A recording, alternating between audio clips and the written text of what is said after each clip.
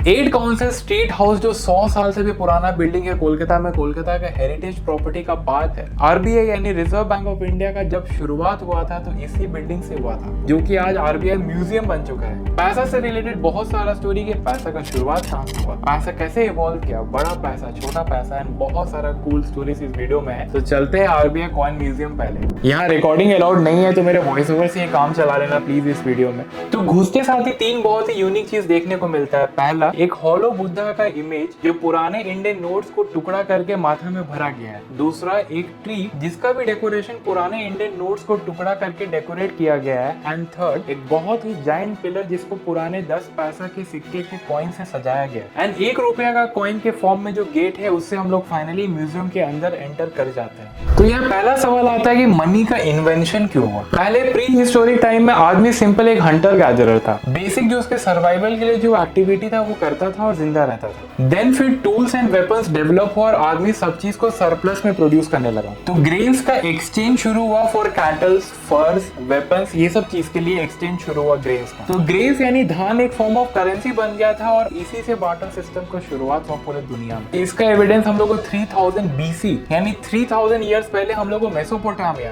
यानी जो current day Iraq है वहां मिलता है। तो अब जब करेंसी का इन्वेंशन हो चुका है, ग्रेन्स के फॉर्म में ही सही, लेकिन बैंकिंग सिस्टम तो अब आना ही था। तो 1750 में सेम जगह इराक से बैंकिंग सिस्टम शुरू हुआ जहां पीपल रखते थे कमोडिटीज जैसे ग्रेन्स हो गया, वेपन्स हो गया, वो डिपॉजिट करते थे। कहाँ करते थे? राजा के पैलेसेस में हो सकता है, मंदिर में हो सकता है, और उस डिपॉजिट के लिए उनको रिसिप्ट मिलता था। तो यहाँ से एक बेसिक बैंकिंग सिस्टम इवॉल्व हो चुका था। तो आप पूछेंगे इंडिया में बैंकिंग सिस्टम कब शुरू हुआ? अप्रॉक्स 300 BC में, यानी आज से 2300 साल पहले। और इसका एविडेंस हम लोग को बुद्धिस्ट के होली बुक जातक स्टोरीज में एज वेल एज मुंबई में जो कान्हेरी केव्स के इंस्क्रिप्शन में वहां मिलता है। देन बार्टर सिस्टम के बाद आया कौरीज यानी सी शेल। इसका करेंसी में यूज करे जाने का मेन रीजन ये था कि इसको डुप्लीकेट करना है, काउंटरफेट करना बहुत मुश्किल होता था। ये सी शेल्स इंडिया और चाइना दोनों जगह यूज किए जाते थे एक्सटेंसिवली एज करेंसी के फॉर्मेट में 1800 तक। Can you believe it?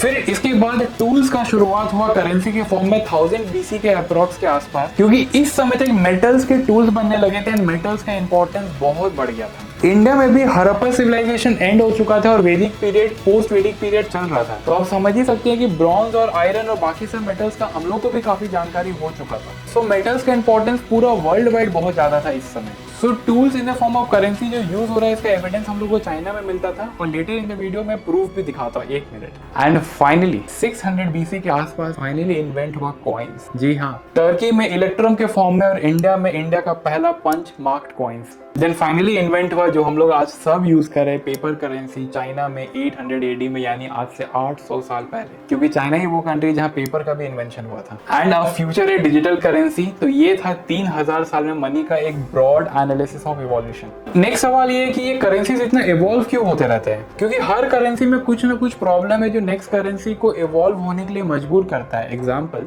Barter system का बात करते हैं, इसमें काफी प्रॉब्लम्स थे। पहला, मेरे पास राइस है, तुम्हारे पास बकरी है। हम लोग के पास तभी ट्रांजैक्शन हो सकता है हम लोग के बीच में जब मेरे को बकरी चाहिए हो और तुमको राइस चाहिए हो। अगर ये दोनों रिक्वायरमेंट्स फुलफिल नहीं होता तो ट्रांजैक्शन एक्सचेंज नहीं हो पाएगा। दूसरा, तुम मेरे को 10 बोरा धान दिए, हम तुमको 10 तो गाय दिए उसके बिहाफ में।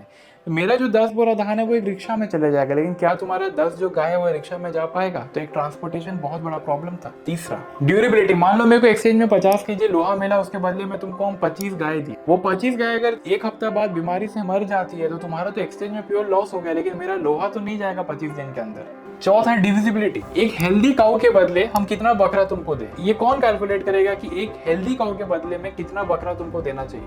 तो यही रीजन था कि हम लोग बार्टर सिस्टम डिस्कार्ड करके कौरीज या शंख या शेल को यूज करने लगे करेंसी के फॉर्मेट में। आज भी अब देखिए, आज भी प्रॉब्लम है करेंसी में कि हम लोग को 2000 का नोट, 500 का नोट, 100 का नोट, चिल्लर रखना है, चेंज रखना है, एग्जैक्ट अमाउंट रखना है, इतना झमेला। इसलिए तो डिजिटल करेंसी का जरूरत पड़ा, इसलिए तो डिजिटल करेंसी इवॉल्व होकर आया। मैं आपको अभी कुछ दिखाने जा रहा हूँ ऐसा चीज जो शायद आप कभी देखे होंगे कि वर्ल्ड में किस किस फॉर्म में करेंसी एग्जिस्ट किया है आज से पहले। ये जो नोट और गूगल पे, फोन पे से कुछ अलग दिखाता है। 1700 AD में फिजी में वेल का टीथ को यूज किया जाता था इस करेंसी के फॉर्म में। 1200 AD में इटली में पार्मेसन चीज जो स्किम्ड मिल्क से बनता है, जो चीज, उसको यूज किया जाता था करेंसी के फॉर्म में। 500 BC में चाइना में metals in the form of knifes, जो मैं पहले बताया था, उसको यूज किया जा रहा था करेंसी के फॉर्मेट में। 3000 BC में शुरुआत ऑफ करेंसी में बार्टर सिस्टम में ग्रेन से करेंसी का फॉर्म था। 1500 BC में नमक एक फॉर्म ऑफ करेंसी था। इनफैक्ट आपको जान के ताज्जुब होगा कि नमक इन द फॉर्म ऑफ सैलरी भी दिया जाता था। आज अगर मैं अपने एम्प्लॉइज को नमक दूं सैलरी के फॉर्म में तो कूट देंगे, लेकिन 1500 BC में सॉल्ट दिया जाता था करेंसी के फॉर्मेट में, क्योंकि सॉल्ट से मीट प्रिजर्व हो रहा है, सॉल्ट से आइस जल्दी गल नहीं रहा, चीजें ठंडा रह रहा है बहुत देर तक। तो सॉल्ट एक समय व्हाइट गोल्ड बोला जाता था इंडिया में। 1500 AD में north east America and Canada में वैम्पून, जो कि एक पूरा शंख का माला है, उसको यूज किया जाता था करेंसी के फॉर्मेट में। 19th सेंचुरी में यानी 1850 के आसपास अफ्रीका में ब्रेसलेट यूज किया जाता था करेंसी के फॉर्मेट में। 14th सेंचुरी में थाईलैंड में बुलेट मनी यूज होता था। तो करेंसी इतना सारा टाइप का था, और भी बहुत सारा टाइप से, लेकिन बोर नहीं करूंगा, लेकिन ये एग्जाम्पल था। एक ताज्जुब की बात और है कि करेंसी का साइज भी बहुत वैरी करता है। जी हाँ, साइज मैटर्स। 19th सेंचुरी में पाई स्मॉलेस्ट मिंटेड कॉइन था इंडिया का। अगर बोलूं तो ₹1 में 192 पाई आता था। सेकेंड वर्ल्ड वॉर के बाद जब इंडिया में इन्फ्लेशन आ गया और मेटल्स को इंपोर्ट करना पड़ रहा था बाहर से, तो मिंटिंग ऑफ कॉइन्स बहुत एक्सपेंसिव होने के कारण हम लोग पाई प्रिंटिंग बंद कर दी। अब जब छोटा का बात हो गया तो बड़ा का भी बात करते हैं। स्टोन करेंसी ऑफ याप, जो सेंट्रल पैसिफिक में जो आइलैंड्स है जैसे गुआम, पालामो, वहां यूज होता था 1960s तक। कुछ स्टोन्स तो इतना बड़ा होता था कि उसको बीच में होल करके बीच में बम्बू घुसा के उसको बोट में रख के 400 से 500 किलोमीटर ओशन में एक जगह से दूसरे जगह ट्रांसपोर्ट किया जाता था।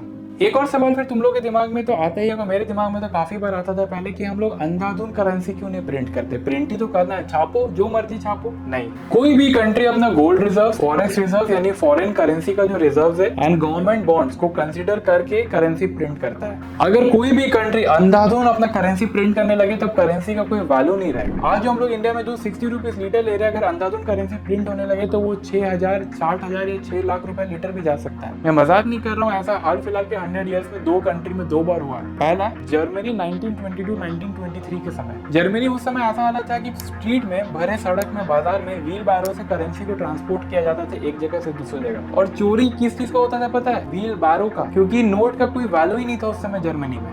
आज के रेट में $1 में 1.78 जर्मन ड्यूशमार्क है। उस समय 1922-23 में $1 में 1 ट्रिलियन जर्मन ड्यूशमार्क था। इस कदर करेंसी डिवैल्यूएट हो गया था जर्मनी का। सेम 2007-8 में जिम्बाब्वे का हालत था। जिम्बाब्वे का इन्फ्लेशन रेट 800 करोड़ % चले गया था, यानी बोलो तो एक ब्रेड का प्राइस $2 बिलियन था।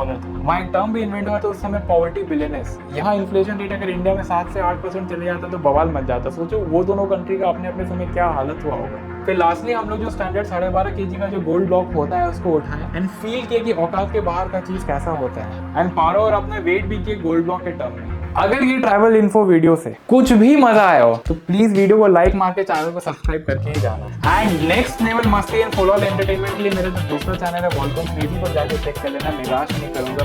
नेक्स्ट वीडियो में बाय।